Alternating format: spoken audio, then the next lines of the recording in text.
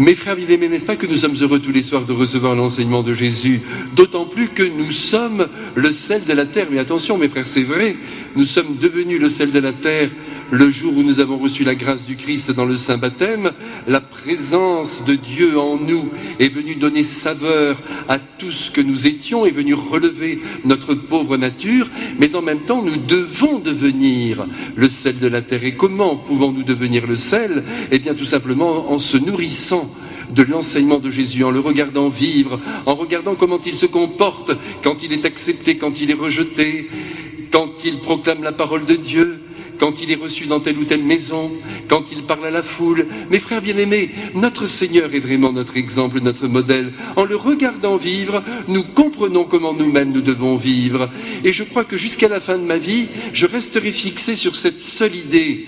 Au-delà des saints et des saintes qui incarnent le christianisme à certains moments de l'histoire, le Christ, lui, de son côté, transcendant l'histoire, nous donne un modèle absolu.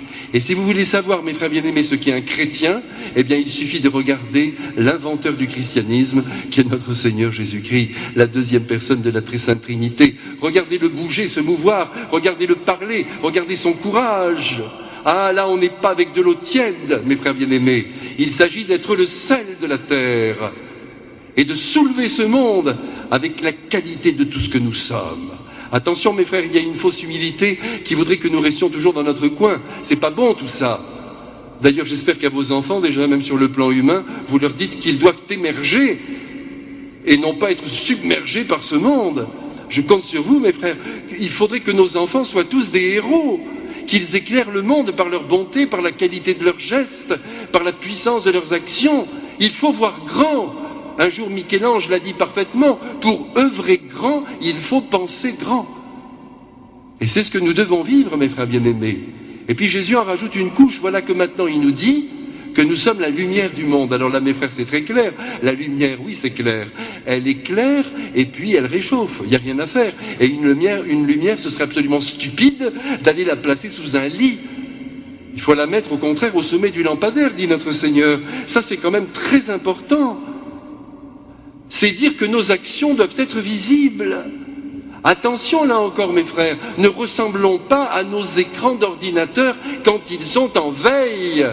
Ah là c'est sûr qu'on dérange personne, c'est parfait, parfait, parfait. Une toute petite lueur sur l'écran, ça nous suffit, personne ne se fatigue. Surtout pas la machine.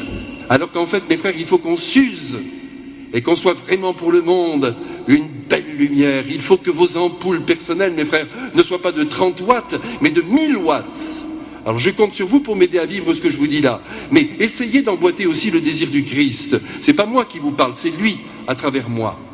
Jésus dit d'ailleurs que, en voyant ce que vous ferez de bien, et là il parle de nous, eh bien, tout le monde rendra gloire à notre Père. Vous voyez, ça aussi c'est important. Pour rendre gloire au Père, eh bien, ça ne va pas se faire tout seul. Il faut qu'il y ait l'action de l'homme. Il faut que vous posiez des actions extrêmement abouties dans l'ordre du bien pour que les hommes se retournent vers la source de tout bien. Il y a beaucoup de gens qui croient qu'on peut adhérer au Christ uniquement par des concepts en lisant des bouquins. Si c'était ça, mes frères bien-aimés, le monde entier serait déjà chrétien. Mais non, c'est par le témoignage, c'est par la puissance de la joie, de l'enthousiasme, de l'élan. C'est la beauté d'une personnalité qui se donne à Dieu. C'est la puissance d'un amour qui se livre jour après jour.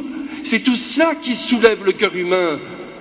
C'est de la lumière à plein gaz dans le cœur des hommes. Ah, mes frères bien-aimés, je vous en supplie de prendre très au sérieux cette parole de Jésus.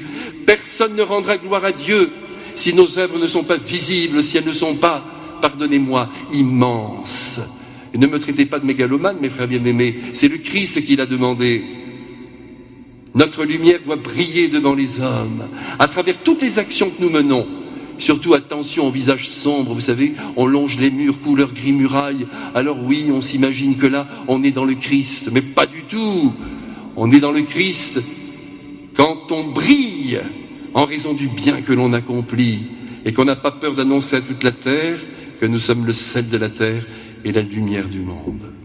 Ah, mes frères, je crois que j'en ai assez dit ce soir. Cet évangile m'a bousculé encore une fois et me conduit à continuer l'action que je conduis, très modeste, mais enfin une action tout de même.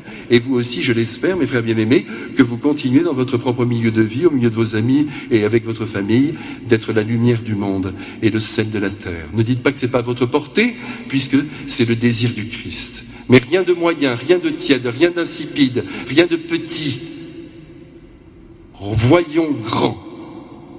Et vous verrez qu'à partir de là, nous sèmerons grand et nous récolterons beaucoup.